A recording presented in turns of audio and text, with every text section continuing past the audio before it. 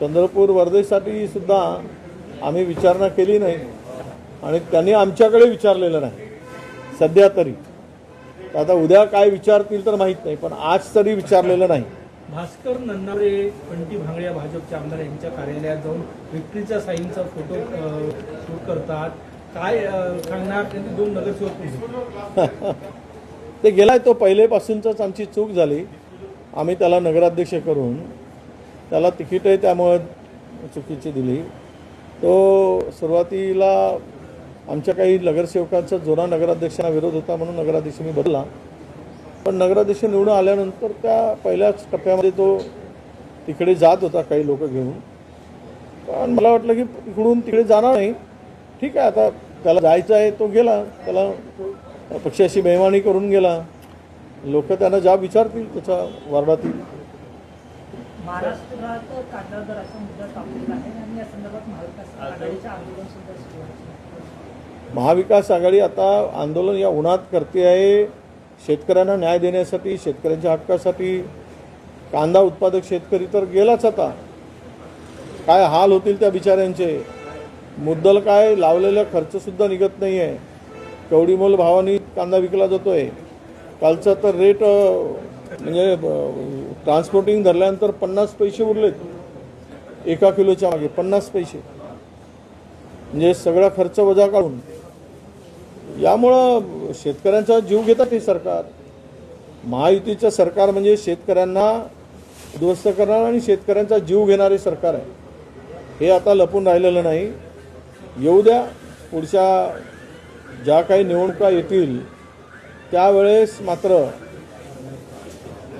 100% माझा शेतकरी बळीराजा याचा बदला घेतल्याशिवाय राहणार नाही, हा पूर्ण आम्हाला विश्वास आहे. विधान परिषद निवडणुकीमध्ये नागपूर जिल्ह्यात काँग्रेसचं संख्याबळ कमी आहे, नगरसेवक कमी आहे. अशा परिस्थितीत बिनविरोध निवडणूक करण्याचं आवाहन महसूल मंत्री आणि पालकमंत्री चंद्रशेखर बावनकुळे यांनी केलेलं आहे. काँग्रेसची काय भूमिका आहे? नाही, असं बिनविरोध करायचं असेल तर महाराष्ट्राची चर्चा व्हायला पाहिजे. म्हणजे करायचंच आहे तर केवळ चंद्रपूर किंवा नागपूरपर्यंत चर्चा कशी होईल? बावनकुळेजींना आमचं म्हणणं आहे की तुम्हाला बिनविरोध करायचं आहे तर चर्चा करा. ह्या उन्हाच्या तडाख्यात आणि पैशाच्या मारामारीमध्ये कशाला भानगडीत होता? तुमच्याकडे तर भरपूर पैसे आहेत, आम्हाला तर ते काही करताच येणार नाही अशी परिस्थिती आहे. तुम्ही आता जग विकत घेऊ शकता, जगाला विकत घेण्याची ताकद तुमच्यामध्ये आहे. एका मेलोडी चॉकलेटवर इटलीला घेऊ शकता तुम्ही, तर इटलीला घेऊ शकता, तर तुम्ही कोणाला घेऊ शकता. त्यामुळे चर्चा असेल करायची पॉझिटिव्ह तर आमची तयारी आहे. एक गंभीर प्रश्न, खरीपाचा हंगाम 8-15 दिवसावर आलेला आहे, परंतु कर्जमाफी न झाल्यामुळे शेतकऱ्यांना नवीन कर्ज जे आहे ते मिळताना अडचणी येत आहे. विरोधक म्हणून तुमची काय भूमिका आहे? सरकारला काय मागणी करता? हे बघा, मी यापूर्वी सुद्धा सांगितलं होतं, कर्जाचं पुनर्गठन करायचं असेल तर सरकारने मार्चच्या आतमध्ये करायला पाहिजे. मार्चपर्यंतचं कर्ज थकीत होतं, आता ते कर्जमाफी देत आहेत जूनमध्ये. अजूनही GR निघालेला नाही आणि 2 लाखापर्यंत कर्ज माफ होत आहे म्हणून शेतकऱ्यांनी मार्चच्या आतमध्ये कर्ज फेडलं नाही. कारण कर्ज माफ होत आहे, आता कर्ज माफ होत आहे म्हणून कर्ज फेडलं नाही आणि कर्जही माफ होत नाही, त्यामुळे नवं कर्ज मिळत नाही आणि नवीन कर्ज मिळत नसल्यामुळे शेतकऱ्याला हा हंगाम करणं अत्यंत कठीण जात आहे. म्हणजेच उद्या सरकार महाराष्ट्रातील शेतकऱ्याला सावकारच्या दावणीला बांधून सावकाराच्याकडे पाठवत आहे आणि सावकाराकडून कर्ज घ्या आणि कर्ज फेडले नाही तर आत्महत्या करा किंवा जमीन सावकाराकडे गहाण ठेवा, स्वतः गहाण राहा, अशी प्रकारची परिस्थिती सरकारच्या माध्यमातून निर्माण केली गेलेली आहे. मला वाटतं की थोडीही जरा या सरकारमध्ये नीतिमत्ता नाही असेल तर हे कर्ज जे काही माफ करण्याचा निर्णय होता झालेला मागच्या अधिवेशनामध्ये, त्वरित GR काढला असता. आता 2 लाखापर्यंतचं कर्ज माफ होणार आणि एखाद्या शेतकऱ्याकडे 5 लाख रुपयाचं कर्ज आहे तर त्याला 3 लाख रुपये भरल्याशिवाय तोच 7-12 कोरा होणार नाही आणि तो कर्जातून मुक्त होणार नाही आणि नव्यानं कर्ज त्याला मिळणार नाही. आणि ज्यांना 2 लाखाच्या आत कर्ज आहे त्याची कर्जमाफी झाल्यामुळे त्याला नव्यानं कर्ज मिळणार नाही.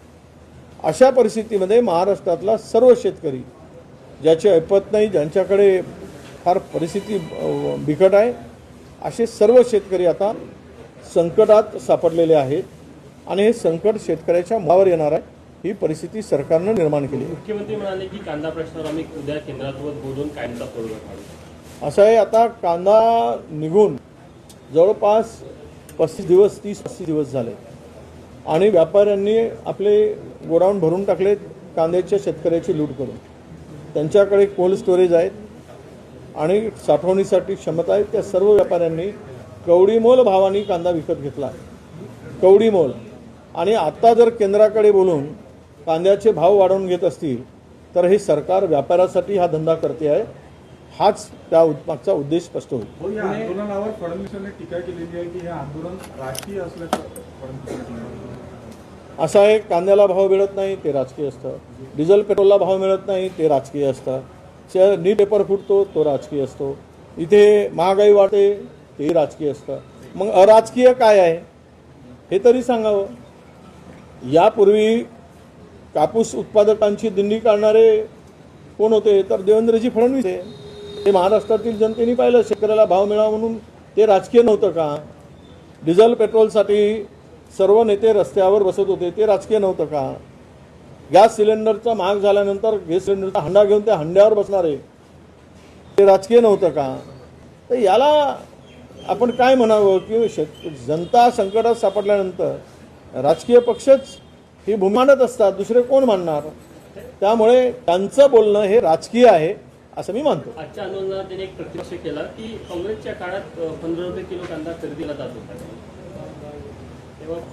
तेव्हा पण त्यांचं असं म्हणणं होतं की तेव्हा अशीच परिस्थिती होती, 15 रुपये तर किलो खरेदी होत नव्हता. नाही, कांदामुळे वांदे झालेत ना त्यावेळेस केंद्र सरकारचे.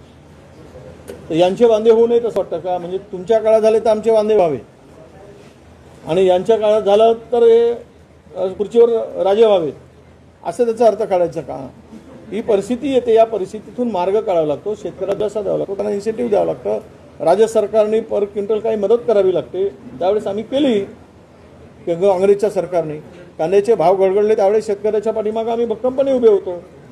तरी शेतकरी आम्हाला विरोध या लोकांनी शेतकऱ्यांच्या आंदोलनं त्यावेळेस केलेत.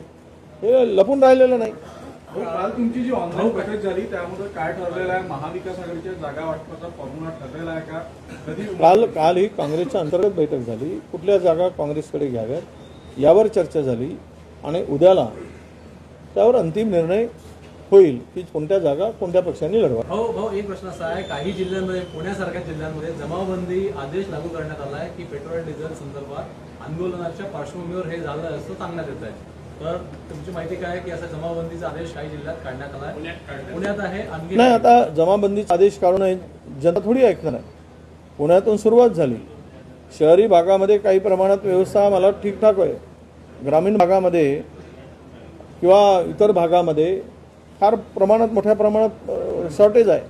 पुण्यामध्ये सुद्धा डिझेल शॉर्टेज झाल्यामुळे, पेट्रोलचं शॉर्टेज असल्यामुळे हे प्रश्न निर्माण झालेत.